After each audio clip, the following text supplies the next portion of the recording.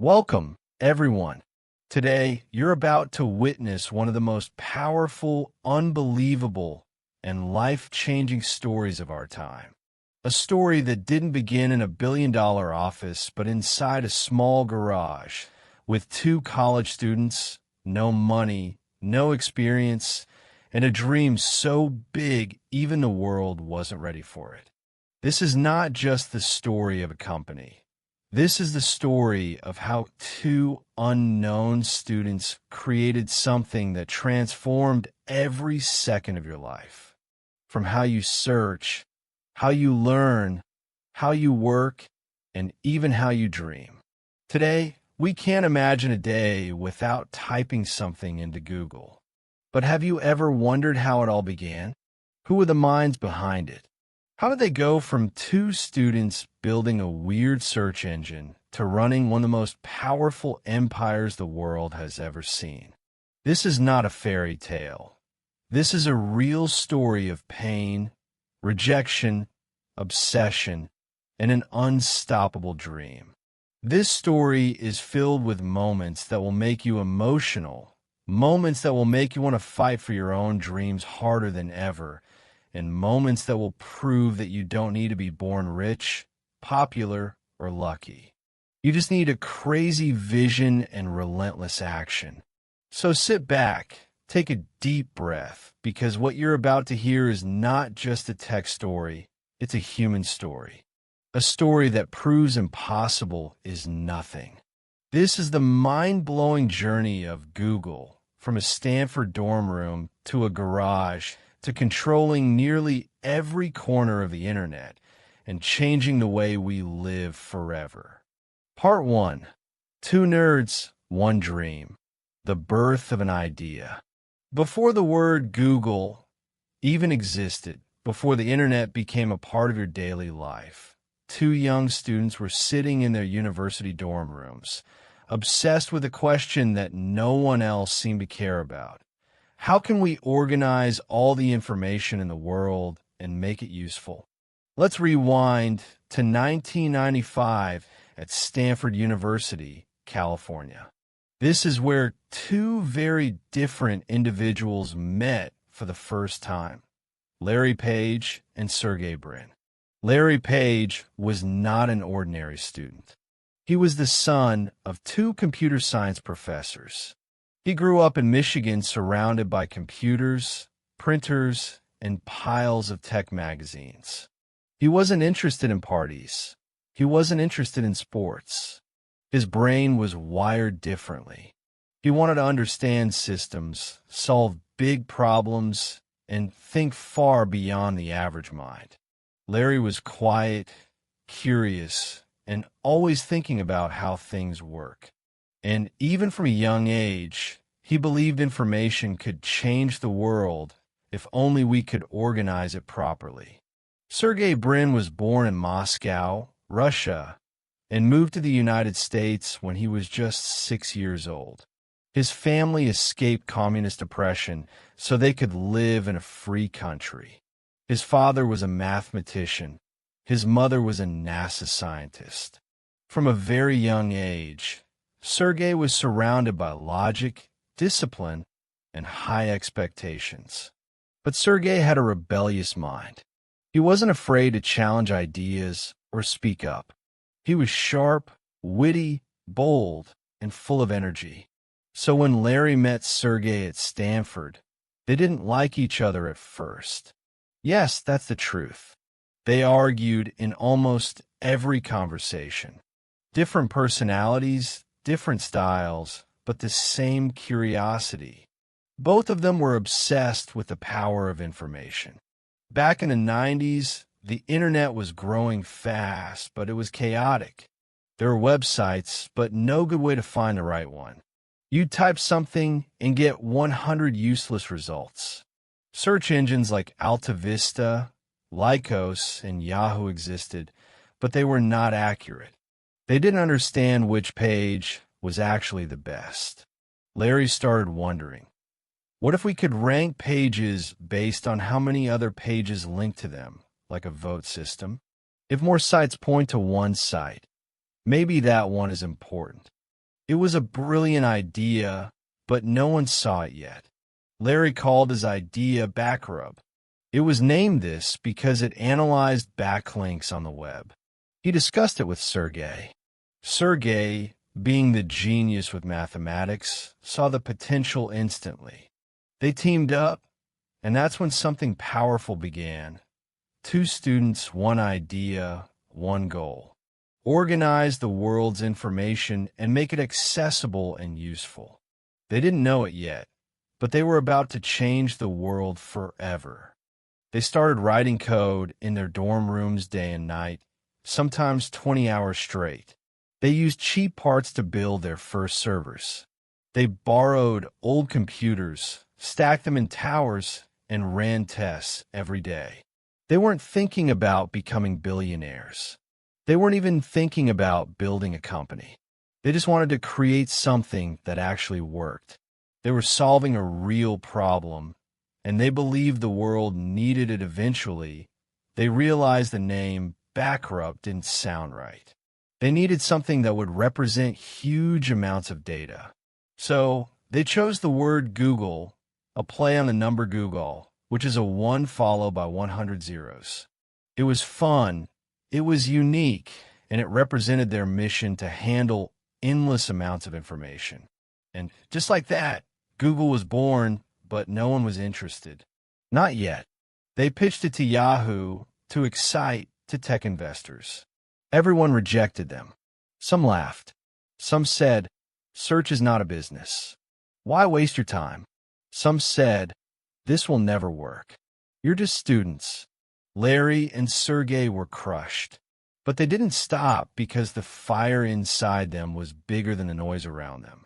They believed in their idea more than the world doubted it. And that belief, that obsession, is what gave birth to the greatest tech empire in history. Part 2. Built in a garage, rejected by giants, but they never gave up. Larry Page and Sergey Brin had created something revolutionary. Google, a search engine that could actually understand which websites were valuable. But here's the truth most people don't know. Having a great product is not enough. If no one believes in you, no one funds you, and no one gives you a chance, you're just a genius with an idea collecting dust. That's exactly what happened. They had a working product, but no money, no company, no office, no employees, and worse, they had no one who believed in them. So now began the real war. The war of convincing people to give them a shot. Larry and Sergey started doing everything they could to raise money. They pitched Google to Yahoo. Yahoo said, we're not interested in search right now. People don't want to find things. They want to stay on our homepage longer. Translation: Yahoo wanted to distract users, not help them leave quickly by giving fast answers. They didn't understand that fast, clean search was the future. Rejected. Then they went to Excite, another popular company at that time. Excite CEO looked at Google and admitted, yes, it's good. Yes, it's better than what we have. But still, he said no. Rejected again, over and over. They kept hearing the same answers. Search engines don't make money. You can't build a business on that. You're just two students. What do you know about business? They weren't just rejected. They were ignored, disrespected, underestimated. Every door was closed. But they didn't stop, because when the world slams the door on your face, you have two choices: cry and quit, or build your own door and walk through it. They chose the second one. In 1998, something unexpected happened. One man, Andy Bechtolsheim, the co-founder of Sun Microsystems, agreed to meet Larry and Sergey early in the morning. They showed him a demo of Google on the Stanford campus, outside on a picnic table. He didn't ask for a fancy business plan. He didn't wait for perfection. He saw the demo and said just one thing: I don't need to hear more. This is amazing. Here's a check for $100,000.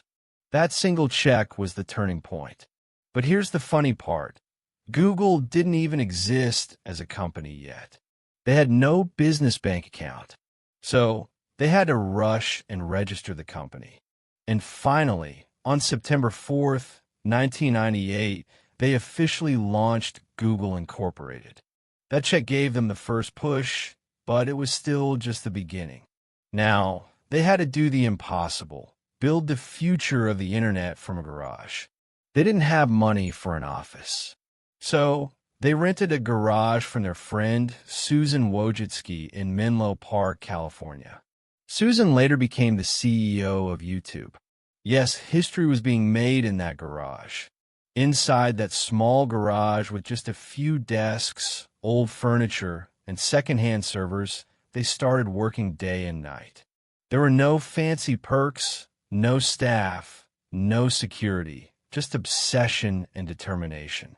They brought in a few friends as early engineers. They didn't sleep much. They didn't party. They didn't take weekends off because they weren't just building a company. They were building a mission to change how. As Google started getting attention from tech lovers, more people began using it.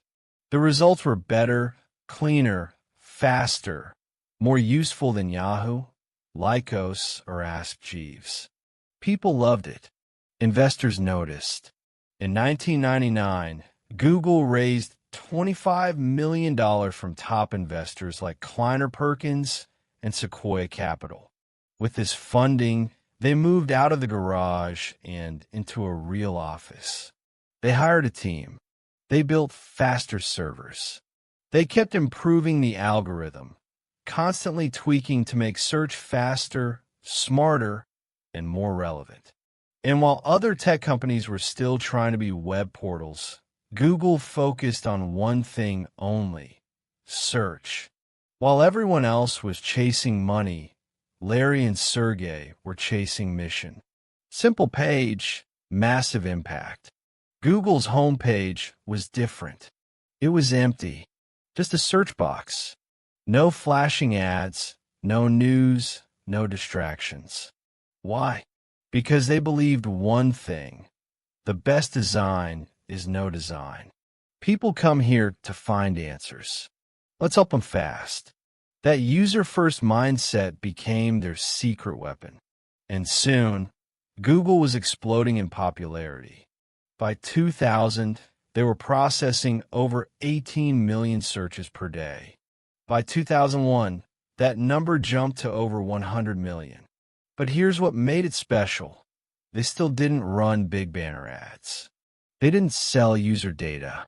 They kept their values clear: speed, simplicity, truthful results. And people trusted them. But every company, no matter how great the mission, needs to make money.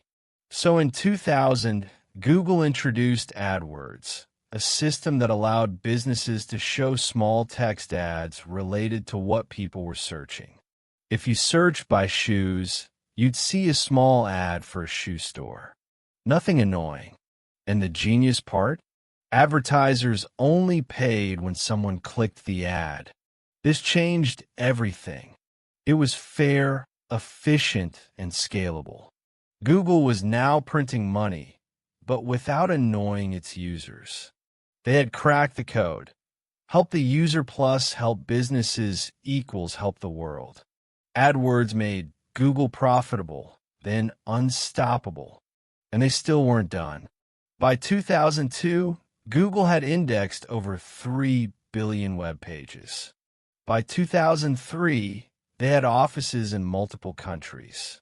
In 2004, they launched Gmail, a free email service with 1 gigabyte of space. Everyone else was offering just 2 to 4 megabytes. It shocked the world.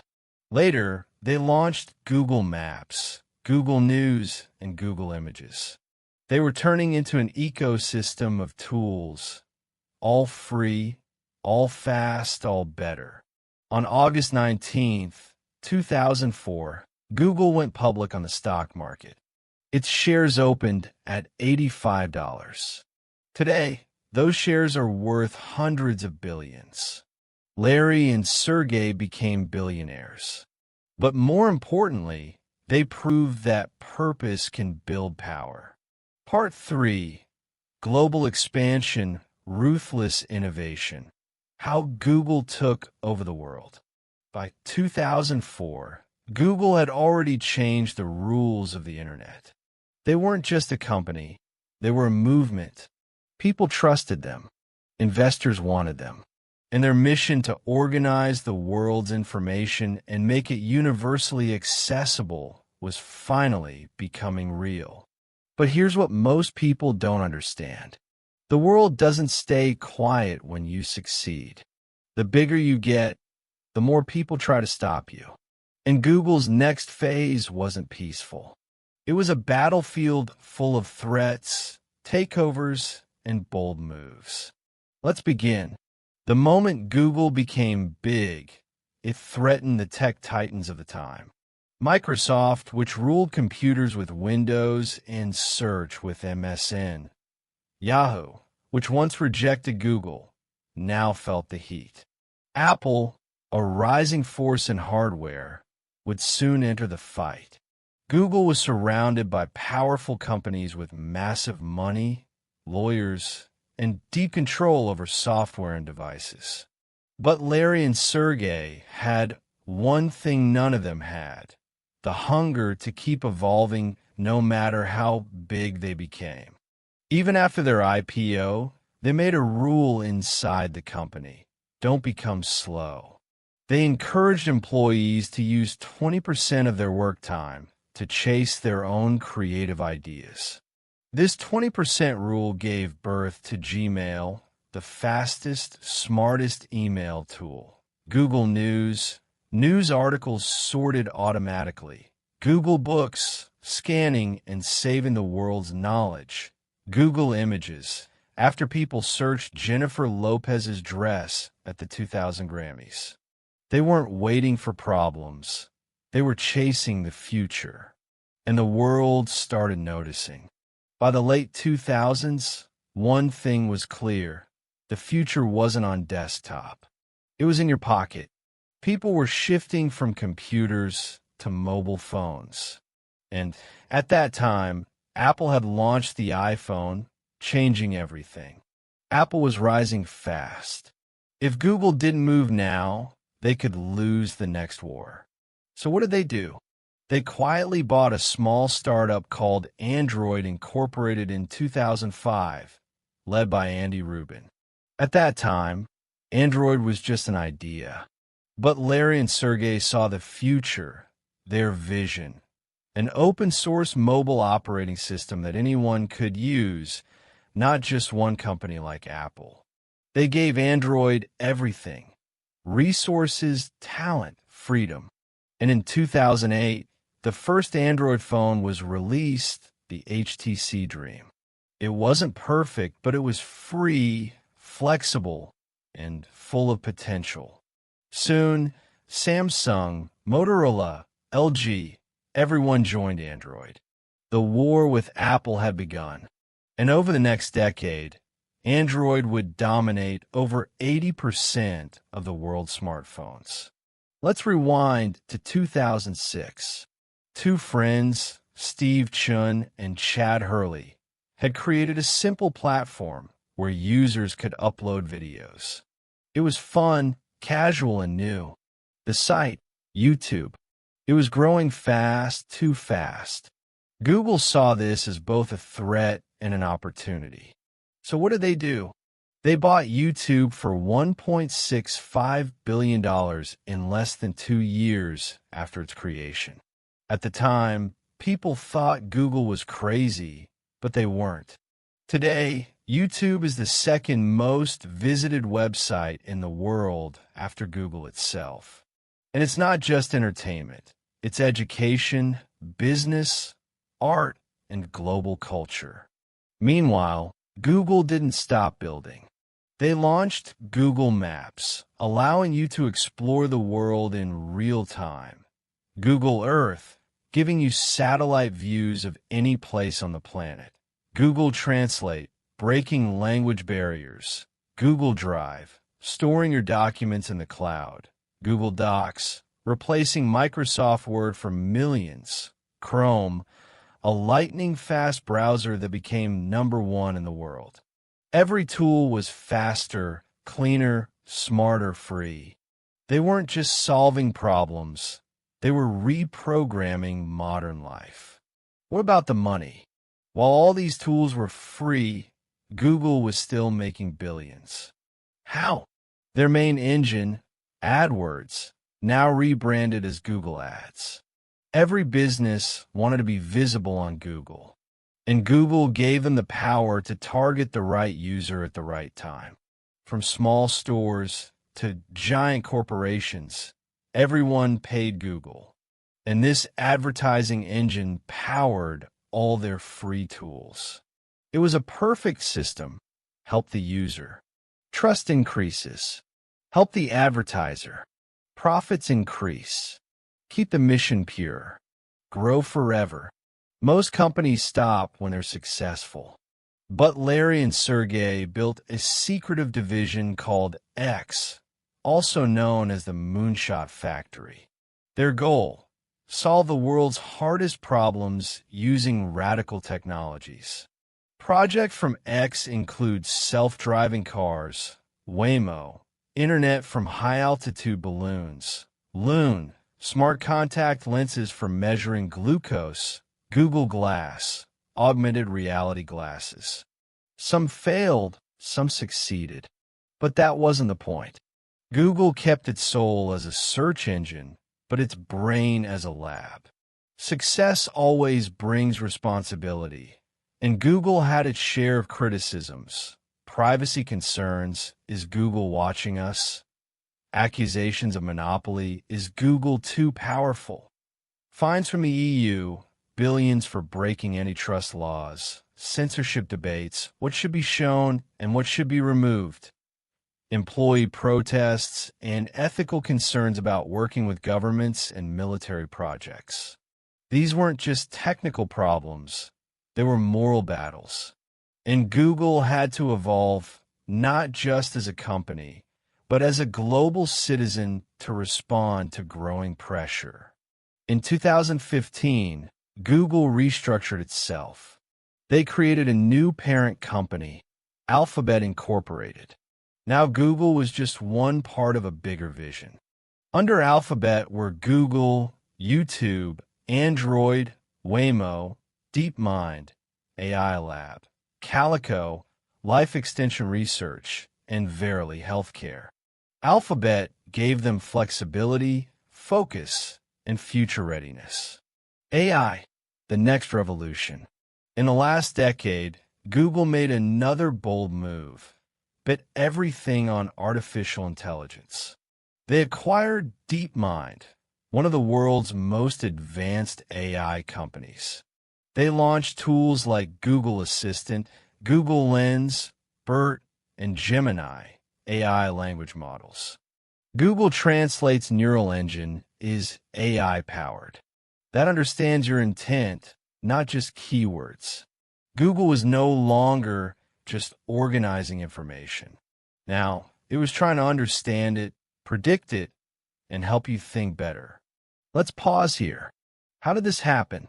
How did two students build an empire that now touches every phone, every email, every map, every search, every language, every video, every document, every digital moment?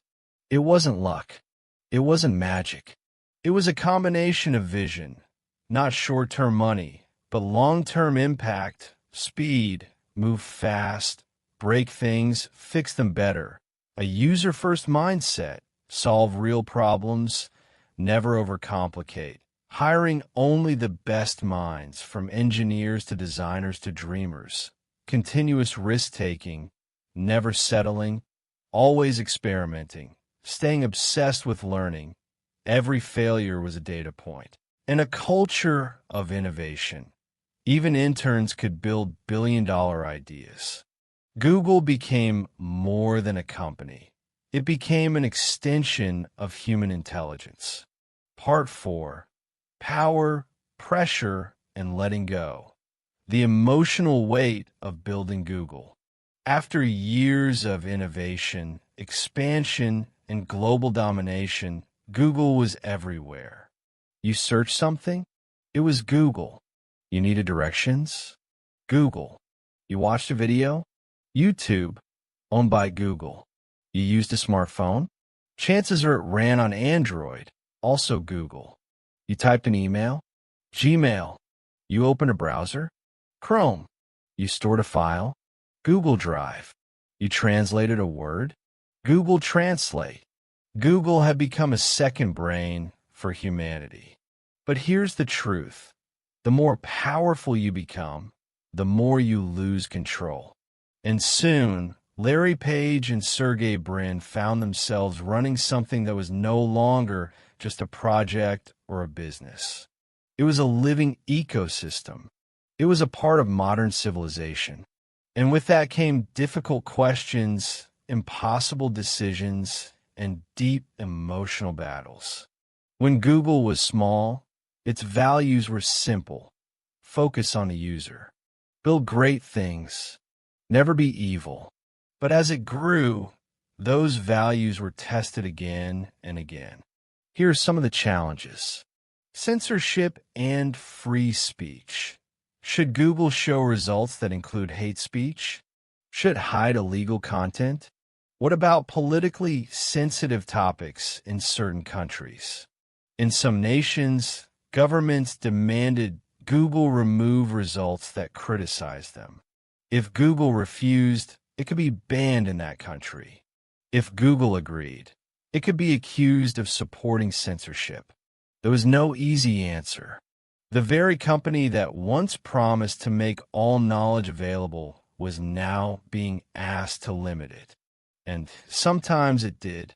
Privacy concerns. As Google grew, so did its data.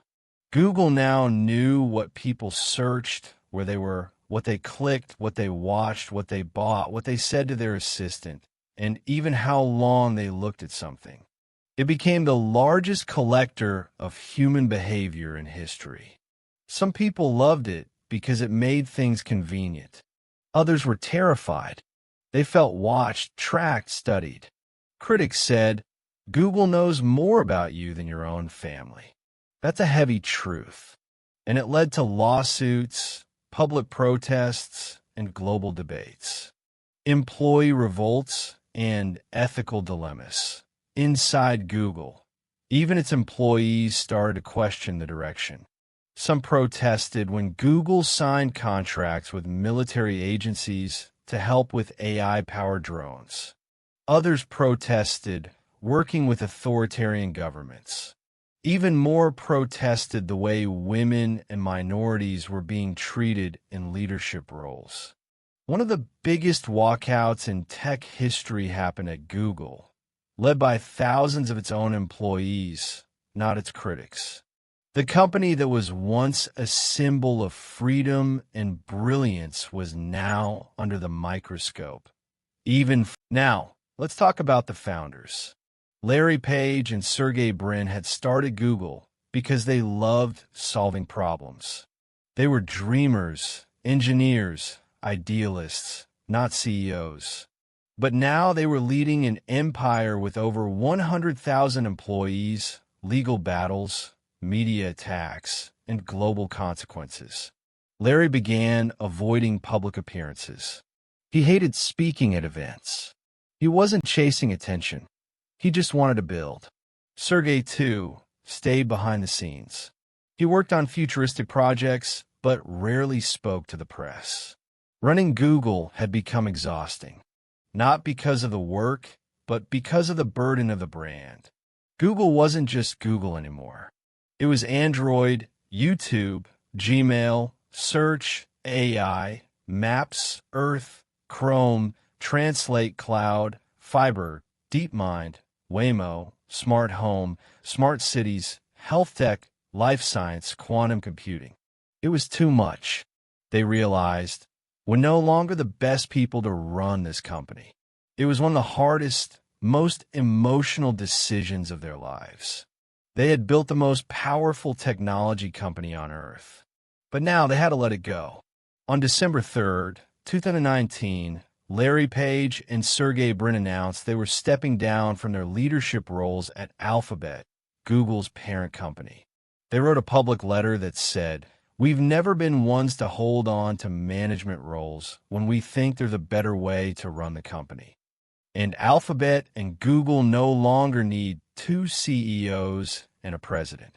They handed control over to Sundar Pichai, the CEO of Google, a humble, brilliant, Indian-born engineer who had risen through the ranks with honesty, vision, and kindness. Larry and Sergey didn't vanish.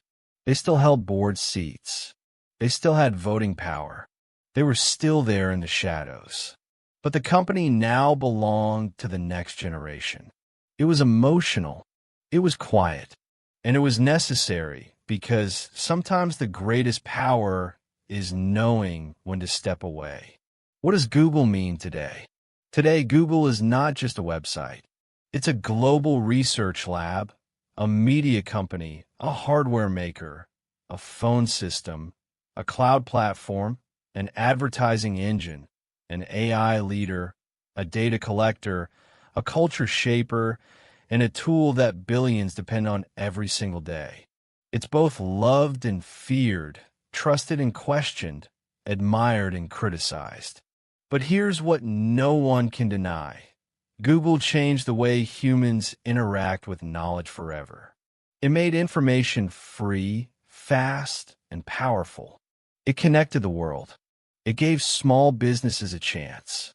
It gave learners access to answers. It gave creators a platform. It gave dreamers the tools to build. It empowered the entire digital revolution. Let's pause here and be honest. This is not just a story about a tech company. This is a story about what happens when you refuse to stop at ordinary. When you take a problem everyone ignores and you solve it better than anyone thought possible. When you chase your obsession, even when the world laughs. When you keep your values in focus, even as the world tempts you with shortcuts. When you build for others, not just for money. Larry and Sergey didn't start with millions. They started with questions. They didn't chase fame. They chased truth. And even when they became billionaires, they still wanted to invent, explore, and evolve, not just manage. The world needs dreamers like that. Part 5. Legacy, Impact, and the Truth Behind Google's Global Power. As Larry Page and Sergey Brin stepped back from their leadership roles, a new era had begun. Google was no longer a startup or even a corporation. It was now something else entirely. A digital force that shapes how billions of people think, learn, earn, and live. This part is not about what Google built. It's about what it changed forever. And it's about what this story means for you. Because if we miss that, then we've missed everything. The impact on the world, education, economy, and access. Before Google, knowledge was locked. Locked in books, locked in libraries, locked in universities, locked behind money, borders, and power. But Google changed that. It gave every human being a key to unlock knowledge instantly. A child in a small village without school can now search anything. A young girl who can't afford college can learn computer science on her phone. A poor entrepreneur with no business degree can watch videos, read blogs, and build something from scratch. Google made information democratic. It flattened the world. And because of that, entire industries were born. The YouTube creator economy, the Google Ads business empire, online courses, websites, e-commerce, influencer marketing, remote jobs, digital freelancers, small businesses ranking in search and growing without physical stores. Today, millions of people earn money online because Google created the systems that made it possible. Google didn't just build products, it built opportunity. The rise of AI, Is Google replacing itself? Ironically, Google's biggest future threat may come from the same thing it helped create: artificial intelligence. As AI tools become smarter, like ChatGPT, Gemini, and others, the way we search for information is changing again. People want answers, not just links. And Google knows this. So Google is now transforming itself again with its AI models like Gemini, Bard, and others. Google is moving toward conversational, predictive, human-like intelligence. They're not just trying to help you search. They're trying to understand you before you even ask. That's the next evolution. But it comes with deep responsibility. Because when a machine knows what you need, it can guide your thoughts, shape your decisions, and influence your beliefs. Google is walking on the edge of a new kind of power, the power to shape minds. And how they handle that power will define the next century. The real cost of building something this big. Behind every great company is a cost most people don't see. Yes, Google brought knowledge to the world. Yes, it made billions of lives better. But it also ended thousands of small newspapers, disrupted industries that couldn't keep up, raised questions about surveillance, privacy, and data ownership, and forced societies to ask, what happens when one company becomes a digital god? The founders didn't plan for this. They just wanted to build something useful. But now the world they helped create is far bigger, more complicated, and more fragile than anyone imagined. And this is where we come to you. What this story teaches you, even if you never work in tech, this isn't just a story about Larry Page or Sergey Brin. It's a mirror for anyone who dreams of building something, of doing something impossible, of creating meaning in a world full of noise. Here are the truths this story teaches. You don't need permission to build something great. Larry and Sergey were students. No experience, no money, but they had a problem, a passion, and a plan. That's enough to start. Every no can lead to the biggest yes of your life. Yahoo rejected them. Excite rejected them. Investors laughed, but they kept building because the world doesn't believe until you make it undeniable. Focus on the problem, not on the prize. They weren't chasing money. They were obsessed with making search better. When you solve real problems, the world will come to you. Grow fast, but stay honest. Even as they expanded, Google kept asking, what's best for the user? That one question made them different. Build for everyone, not just for yourself. From the beginning, Google's tools were free, accessible, open, global. That generosity built a foundation of trust.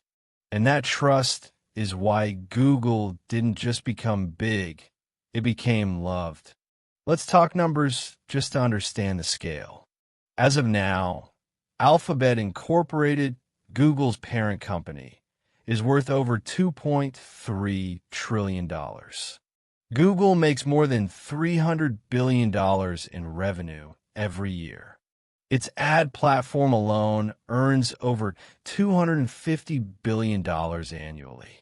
It has over 190 offices in more than 60 countries. YouTube alone is worth more than $400 billion. Android runs on over 3 billion devices worldwide. Google search handles over 8.5 billion searches every single day. Let that sink in. Google went from a college dorm dream to a $2.3 trillion empire. And yet, it all started with a single question. How can we make information more useful? One question, one garage, two dreamers, and now the world. If you've watched this far, this story is now yours. The world today is full of distraction, laziness, fear, and comfort. But Google's journey proves something powerful. You don't need to be rich, famous, connected, or perfect. You just need a mission so powerful that it pulls you forward, even when the world is pushing you down. You need the courage to begin when no one believes in you. You need the discipline to keep building when no one's watching. And you need the humility to step aside when the mission becomes bigger than you. So ask yourself, what are you building?